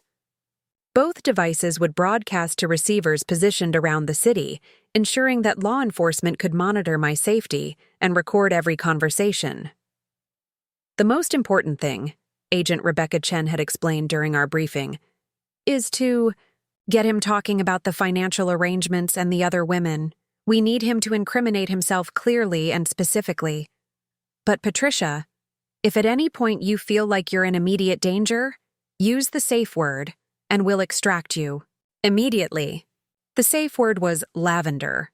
Something natural I could work into conversation that would trigger an immediate law enforcement response. As I dialed Carter's number, my fingers trembling slightly on the keypad, I repeated it silently to myself. Like a mantra, Carter answered on the second ring, his voice warm with satisfaction. Patricia, I was hoping I'd hear from you soon. I need to see you, I said, injecting just the right amount of defeat into my voice. I've been thinking about what you said, about my situation. I thought you might, he replied, and I could hear the smile in his voice. It's amazing how clarifying a few days of reality can be. Where would you like to meet? Somewhere private, I said. I don't want to be seen having this conversation in public. Of course. Why don't you come to my home in Scottsdale? I'll text you the address. Shall we say 2 o'clock? After I hung up, I spent 30 minutes in my bathroom, staring at myself, in the mirror and practicing expressions of submission and defeat. The woman looking back at me had to appear broken, desperate, and ready to accept whatever terms Carter offered. She had to hide the fury and determination that were actually driving her actions. Detective Martinez called to check in one final time before I left the house. Remember, we'll be monitoring everything through the surveillance equipment, and we have unmarked units positioned throughout the neighborhood. You're not going in there alone, even though it's going to feel like it. Carter's Scottsdale property was exactly what I had expected. A sprawling Mediterranean-style mansion in an exclusive gated community, with manicured gardens and a circular driveway that showcased his collection of luxury vehicles. The Shelby Cobra sat in the place of honor, its chrome gleaming in the afternoon sun like a trophy of his latest acquisition. The front door opened before I could ring the bell, revealing Carter dressed in white linen pants and a silk shirt that probably cost more than most people's monthly rent. He looked relaxed, confident, like a man who had just closed a particularly satisfying business deal. Patricia, he said warmly, stepping aside to invite me in. You look lovely, even under the circumstances. Come in, come in. Can I offer you something to drink? Wine? Something stronger? The interior of his home was a masterpiece of expensive, bad taste, all marble floors, crystal chandeliers, and furniture that screamed wealth but whispered insecurity. Original paintings covered the walls, though I suspected many of them were high-quality reproductions rather than genuine pieces. Everything was designed to impress, to overwhelm visitors with displays of affluence. Wine would be fine, I said, following him into a living room that could have housed a small aircraft. Floor-to-ceiling windows overlooked a backyard that featured a pool, spa, an outdoor kitchen area that probably cost more than most people's homes. Carter poured 2 glasses of what appeared to be very expensive Bordeaux from a bottle that had been breathing on a side table. Please, sit, he said, gesturing toward a white leather sofa that faced the windows. We have a great deal to discuss. I settled onto the couch, accepting the wine glass with hands that I allowed to shake slightly. Carter, I need you to understand something before we go any further. This is the hardest thing I've ever had to do in my life. I'm sure it is, he replied, sitting down beside me with a proximity that made my skin crawl. accepting change is never easy, especially when that change challenges our preconceived notions about how the world works. But sometimes change brings opportunities we never could have imagined. Is that what you call this? I asked, taking a small sip of wine to steady my nerves. An opportunity? Carter's smile was warm and paternal, the expression of a benevolent mentor explaining life's realities to a confused student. That's exactly what I call it. Patricia, you're a beautiful, intelligent woman who has been constrained by conventional thinking about relationships and financial security. What I'm offering you is freedom from those constraints. I needed to get him talking specifically about the arrangement, to get clear statements about what he expected and what he was offering in return. When you say freedom, what exactly do you mean? What would our arrangement actually involve?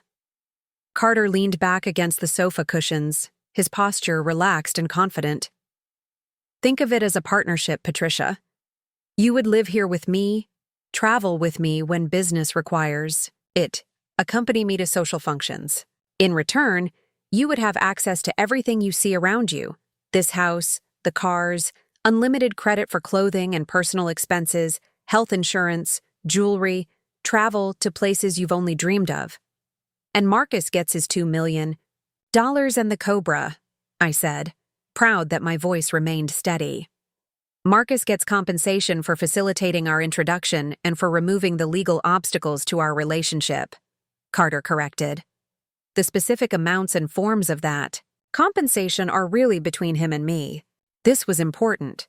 Carter was admitting that Marcus was being paid for removing legal obstacles, which was essentially an admission that the divorce had been fraudulent.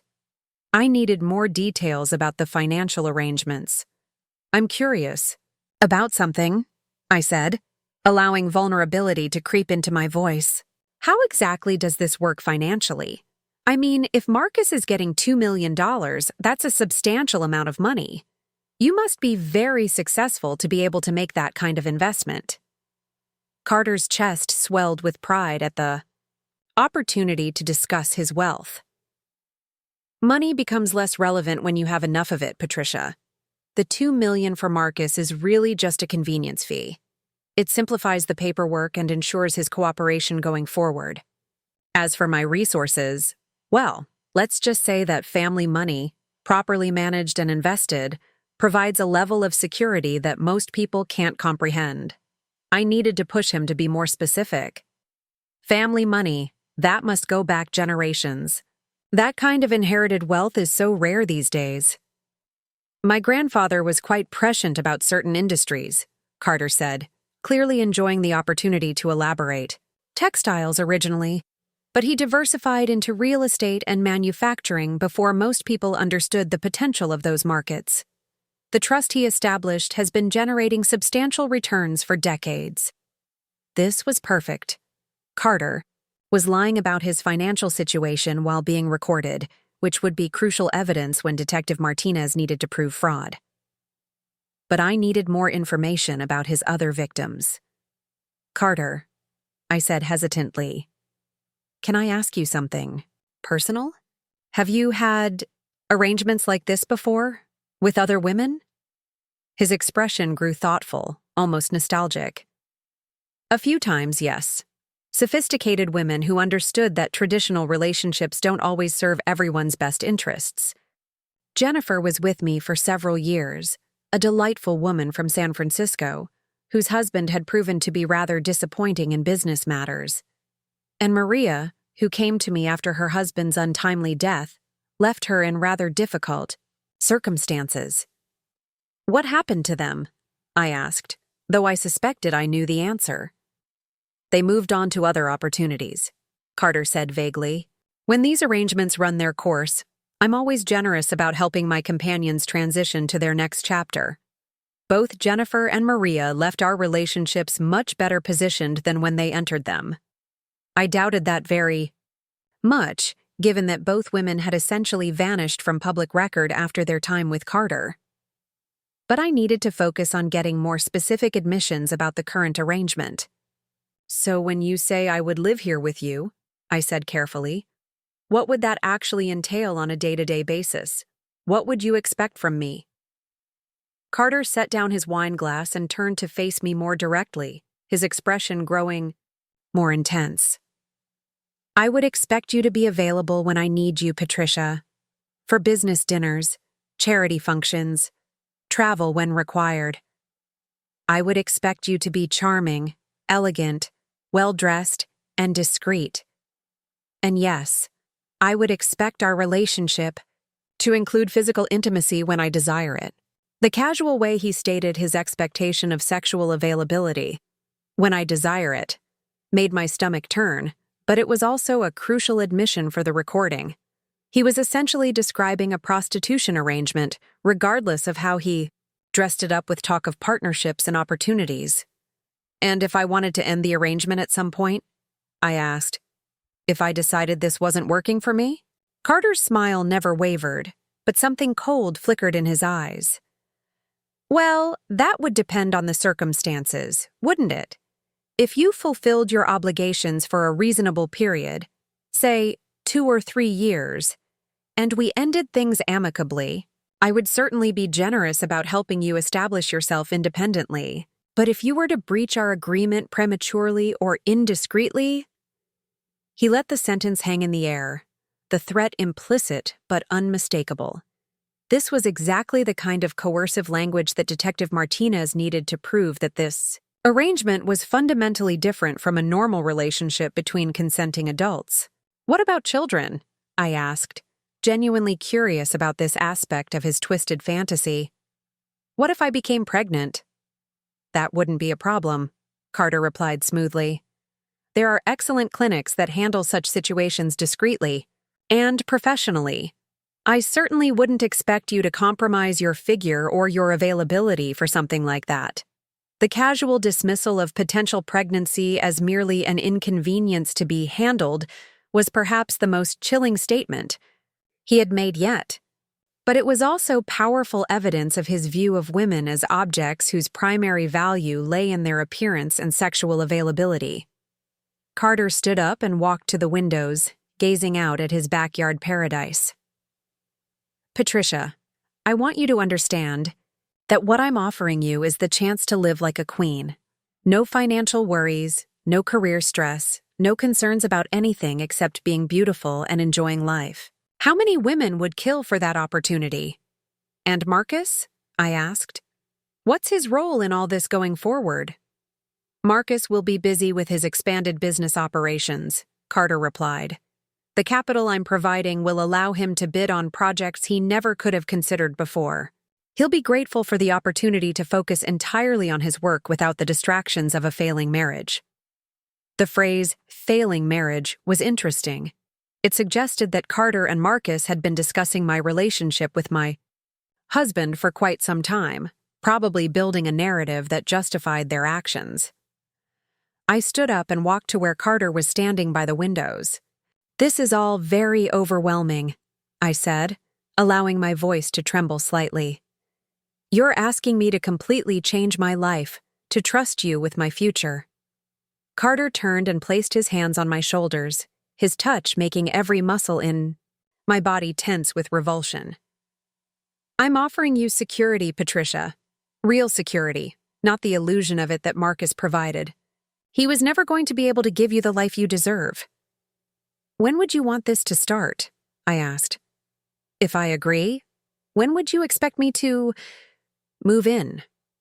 This weekend, Carter replied immediately. There's a charity gala on Saturday. Night that would be the perfect opportunity to introduce you to my social circle. After that, we could take a trip to Malibu so you can see the beach house. You'd love it there. It's right on the ocean. Absolutely spectacular. The speed with which he wanted to move was telling. Carter clearly didn't want to give me time to reconsider or seek outside help. He wanted to isolate me as quickly as possible, to make it difficult for me to change my mind once the arrangement began. I need a little time to think about this, I said, stepping back from his touch. It's a huge decision. Carter's expression hardened slightly, though he maintained his veneer of patience. Of course. But Patricia, I hope you understand that my offer isn't indefinite. There are other women who would appreciate this opportunity if you're not interested. The threat was subtle but clear. Accept quickly or be replaced. It was exactly the kind of coercive tactic that Detective Martinez had warned me to watch for. I understand, I said submissively. I just need tonight to process everything. Can I give you my answer tomorrow? Tomorrow it is, Carter agreed, walking me toward the front door. But Patricia, I hope you'll make the right choice. For both our sakes. As I drove away from Carter's mansion, my hands shaking now from adrenaline rather than fear, I knew that I had gotten everything Detective Martinez needed to build her case. Carter had admitted to paying Marcus to facilitate fraudulent divorce proceedings, described a pattern of coercive relationships with vulnerable women, and made explicit threats about what would happen if I didn't comply with his demands. The recording equipment had captured every word, every admission, every threat. Carter Reynolds had just provided law enforcement with a comprehensive confession to multiple felonies, delivered with the confidence of a man who believed he was above the law. Tomorrow, when I called to give him my decision, I would be triggering the end of his criminal enterprise and the beginning of justice for every woman he had ever victimized. The lion thought he had lured another victim into his den, but instead, he had just walked into a trap that would destroy him completely. Wednesday morning arrived with the kind of crystalline clarity that only comes after a desert storm. As I sat in Detective Martinez's office at 6 a.m., watching her review the recordings from my meeting with Carter, I felt a sense of anticipation unlike anything I had ever experienced. Today would be the day that Carter Reynolds and Marcus Hendricks discovered what it felt like to have their lives destroyed by forces beyond their control. Patricia, this is incredible work, Detective Martinez said, removing her headphones after listening to the final segment of yesterday's recording. Carter incriminated himself on multiple federal charges: human trafficking, conspiracy to commit fraud, extortion, and money laundering. The detail he provided about his previous victims gives us grounds to reopen investigations into Jennifer Caldwell and Maria Santos as potential homicides. Agent Chen nodded in agreement from across the desk. The financial fraud alone is enough to seize all his assets and freeze his accounts. But the human trafficking charges carry a potential life sentence, especially if we can prove that his previous companions met with foul play. I felt a grim satisfaction at their words, but I needed to know about Marcus as well. What about my husband? He's just as guilty as Carter in all of this. Marcus is facing conspiracy charges, fraud in connection with the divorce proceedings, and accessory to human trafficking, Detective Martinez replied. Based on the evidence you've gathered, he'll be looking at 20 to 30 years in federal prison. His business assets will be seized as proceeds of criminal activity, and his professional licenses will be permanently revoked. The scope of their downfall was breathtaking, but I wanted to understand exactly how this was going to unfold. What happens now? How do we actually execute this? Agent Chen smiled, and for the first time since this nightmare began, I saw genuine warmth in a law enforcement officer's expression. Now we give Carter Reynolds exactly what he thinks he wants: your acceptance of his proposition. But when he shows up to collect you, he's going to find federal agents instead. The plan they outlined was elegant in its simplicity. I would call Carter this morning and accept his offer, agreeing to move into his mansion that afternoon. He would undoubtedly want to celebrate his victory, probably by taking me to dinner or to meet some of his associates. But when he arrived at my house to pick me up, he would be greeted by a federal task force with arrest warrants for him and Marcus both. We've already obtained warrants to search Carter's properties, seize his vehicles, including that Cobra he's so proud of, and freeze all his financial accounts, Detective Martinez explained. By tomorrow morning, he'll be in federal custody with no possibility of bail, facing charges that will put him away for the rest of his life. But the personal satisfaction I felt at Carter's impending arrest paled in comparison to what I had planned for Marcus.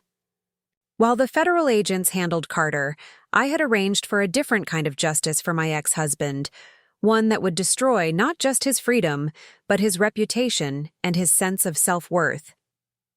At 9 a.m., I made the call to Carter from my kitchen, using the same phone where he had first threatened me just days earlier. He answered immediately, his voice warm with anticipation. "Patricia, I've been hoping to hear from you. Have you made your decision?" "Yes," I said, injecting just the right amount of resigned acceptance into my voice. "I accept your offer. I'll come to stay with you." The triumphant satisfaction in Carter's voice was unmistakable.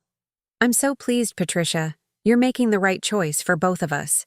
When can you be ready?" "This afternoon," I replied.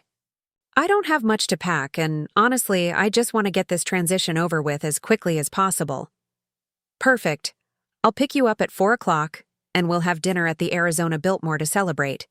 I want to introduce you to some business associates who are in town. It'll be the perfect opportunity to debut our new arrangement." After I hung up, I had 6 hours to put the final pieces of my revenge into motion. While Carter prepared for his victory celebration, I was orchestrating his complete destruction. My first call was to Marcus's biggest client, the tech executive whose Morrison project had been Carter's excuse for so many late nights and mysterious meetings. I had discovered during my research that this client was actually a front for a larger development company that prized reputation and ethical conduct above all else. "Mr. Morrison," I said when his assistant put me through, "this is Patricia Hendricks, Marcus's wife. I'm calling to inform you that Marcus will not be able to complete your project due to his imminent arrest on federal human trafficking charges." The shocked silence that followed was deeply satisfying. When Morrison finally spoke, his voice was tight with panic. "Mrs. Hendricks, what exactly are you telling me?" "I'm telling you that my husband has been running a criminal enterprise involving the sale of women to wealthy men for sexual purposes," I replied calmly. "The FBI will be arresting him this afternoon, and all his business assets will be seized as proceeds of criminal activity. You might want to contact your legal department about distancing your company from this situation." I made similar calls to Marcus's other major clients, his business partners, his professional associations, and his banking relationships. By noon, word was spreading through Phoenix's construction industry that Marcus Hendricks was about to be exposed as a criminal, and everyone who had ever done business with him was scrambling to protect themselves from the fallout. But my most satisfying call was to Marcus himself. I reached him at his construction site where he was probably counting the money he expected to receive from Carter later that week. "Patricia," he said, his voice cautious but not yet alarmed. "I wasn't expecting to hear from you." "I wanted to thank you, Marcus," I said sweetly. "Your arrangement with Carter has taught me so much about the kind of man you really are." "What do you mean?" Now I could hear the beginning of worry in his voice. "I mean that selling your wife to pay for your business expansion was really quite creative. I never would have thought of using human trafficking as a financing strategy." The sharp intake of breath told me that Marcus was beginning to understand that something had gone very wrong with his carefully laid plans. "Patricia, what are you talking about? What have you done?" "What have I done?" I laughed, and even I was surprised by how cold the sound was. "Marcus, the question isn't what I've done, it's what you've done. And the answer to that question is currently being reviewed by federal prosecutors who are preparing to charge you with conspiracy, fraud, and human trafficking." The silence that followed was so complete that I wondered if he had hung up. When he finally spoke, his voice was barely a whisper. "That's impossible. You couldn't have. There's no evidence?" "Oh, but there is," I replied. "Recordings of Carter describing your financial arrangement, documents showing how you've been hiding assets and planning this scheme for months, evidence of fraudulent divorce proceedings and conspiracy to commit multiple felonies. Would you like me to go on?" I could hear Marcus breathing heavily, probably beginning to panic as he realized the full scope of what was about to happen to him. "Patricia, we can work this out. Whatever you think you know, we can explain it. We can fix it." "There's nothing to fix, Marcus. In about 6 hours, you and Carter will both be in federal custody. Your business will be seized, your assets frozen, and your reputation destroyed forever. The only question is whether you want to face the consequences with whatever dignity you have left, or whether you want to run and make it even worse for yourself." "You can't do this," Marcus said, his voice rising with desperation. "I'm your husband. We built a life together." "You were my husband," I corrected. "But you stopped being that the moment you decided to sell me like a piece of property. And Marcus? The life we built together is over. Forever." I hung up before he could respond, feeling a sense of closure that I hadn't expected. The man who had betrayed me so completely was now experiencing the same helplessness and terror that he had tried to inflict on me. At 3:30 p.m., I received a text from Detective Martinez. "All units in position. Carter's en route to your location. Are you ready?" I was more than ready.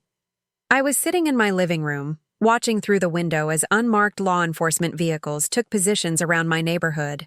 At exactly 4 p.m., the rumble of the Shelby Cobra's engine announced Carter's arrival for what he believed would be his victory lap. I watched through my front window as Carter climbed out of the car, straightening his expensive suit and checking his reflection in the chrome. He was actually smiling as he walked toward my front door, probably already imagining how he would introduce me to his associates that evening as his newest acquisition. The doorbell rang, and I opened it to find Carter standing there with a bouquet of expensive flowers and a jewelry box that probably contained some trinket meant to seal our arrangement. "Patricia," he said warmly, "you look beautiful. Are you ready for the first day of your new life?" "I'm absolutely ready," I replied, stepping aside to let him enter. "But Carter, I think there are some people here who want to meet you first." As if on cue, Detective Martinez and Agent Chen appeared from the kitchen, their badges clearly visible and their expressions grimly professional. "Carter Reynolds," Detective Martinez announced. "You're under arrest for human trafficking, conspiracy to commit fraud, extortion, and money laundering." The transformation in Carter's face was instantaneous and breathtaking. The confident smile vanished, replaced by shock, then confusion, then growing terror as the full reality of the situation crashed over him. The flowers fell from his hands as Agent Chen moved forward with handcuffs. "This is impossible," Carter stammered, his voice high with panic. "Patricia, what have you done? We had an agreement." "We never had an agreement, Carter," I replied calmly. "What we had was a criminal conspiracy that you've been confessing to for the past week. Every conversation, every threat, every detail of your sick scheme has been recorded and turned over to federal prosecutors." As the agents read Carter his rights and led him toward the door, he turned back to me with an expression of pure hatred. "You have no idea what you've done, Patricia. No idea who you're dealing with." "Actually," I said, "I know exactly who I was dealing with. A pathetic man who preys on vulnerable women because he's too inadequate to build real relationships or earn legitimate success. And now the whole world is going to know it too." As Carter was placed in the back of an unmarked sedan, I could see the Shelby Cobra being loaded onto a federal impound truck. The car that was supposed to be Marcus's payment for selling me was now evidence in the criminal case that would destroy both men. Within an hour, I received confirmation that Marcus had also been arrested at his construction site, taken into custody in front of all his workers and clients. His business was being searched by federal agents, and news vans were already gathering outside his office as word of the arrests spread through the local media. That evening, I sat on my back patio with a glass of wine, watching the sunset paint, the mountains in shades of gold and crimson. The nightmare that had begun just weeks earlier was finally over, but more than that, it had ended with complete justice for the men who had tried to destroy me. Over the following months, the full scope of Carter's criminal enterprise was revealed. Investigations into his previous victims confirmed that both Jennifer Caldwell and Maria Santos had died under suspicious circumstances after trying to leave their arrangements with Carter. He was ultimately charged with 2 counts of murder. In addition to the federal trafficking charges, Marcus's construction business was completely dissolved, its assets distributed to creditors and victims of his fraudulent schemes. The man who had once been featured in magazines as one of Phoenix's most successful entrepreneurs was now serving a 30-year federal sentence in a maximum security prison. But perhaps the most satisfying aspect of my revenge was watching how quickly their former associates distanced themselves from the scandal. The wealthy social circles that had once welcomed Carter with open arms now treated his name like a contagion. Marcus's professional reputation was so thoroughly destroyed that former colleagues refused to even acknowledge they had known him. For me, I used the evidence of Marcus's hidden assets to recover far more money than I would have received in a legitimate divorce settlement. I relocated to San Diego, where I used my real estate experience to build a new career helping other women escape from abusive situations and rebuild their lives. The house in Paradise Valley was sold, with the proceeds going to a foundation I established to provide legal and financial assistance to victims of human trafficking. Every time I write a check from that foundation, I think about Carter and Marcus sitting in their prison cells, knowing that their crimes are now funding the very justice they tried to prevent. People sometimes ask me if I feel guilty about the severity of their punishments, if I think their lives were destroyed disproportionately to their crimes. My answer is always the same. They chose to treat women as property to be bought and sold. They chose to build their success on the suffering of vulnerable people. They chose to believe that their wealth and gender made them untouchable. I simply chose to prove them wrong. The last I heard, Carter was serving 3 consecutive life sentences without the possibility of parole. Marcus will be eligible for release when he's 73 years old, assuming he lives that long in federal prison. Neither of them will ever again have the opportunity to harm another woman the way they tried to harm me. Sometimes the best revenge isn't just getting even. It's making sure that justice is so complete, so devastating, that it serves as a warning to anyone else who might consider similar crimes. Carter Reynolds and Marcus Hendricks learned that lesson too late, but their destruction has undoubtedly prevented other women from suffering the same fate, and that, more than any personal satisfaction I might have gained, makes everything I went through worthwhile. As I finish telling this story from my comfortable home in San Diego, surrounded by the life I built from the ashes of their betrayal, I want every woman listening to understand one crucial truth. You are never as powerless as abusive men want you to believe. There is always a way to fight back, always a path to justice, always hope for a better future. Sometimes that path requires courage you didn't know you possessed. Sometimes it demands that you walk into danger to gather the evidence that will destroy your enemies. And sometimes it means accepting that the only way to stop evil people is to become more strategic, more determined, and more ruthless than they ever imagined possible. But the freedom that comes from that kind of justice, the peace that comes from knowing your abusers can never hurt you or anyone else again, is worth every terrifying moment of the journey. Name is Patricia Hendricks, and this is how I turned my husband's betrayal into the perfect revenge. Up next, you've got 2 more standout stories right on your screen. If this one hits the mark, you won't want to pass these up. Just click and check them out. And don't forget to like, subscribe, and turn on the notification bell so you don't miss any upload from us.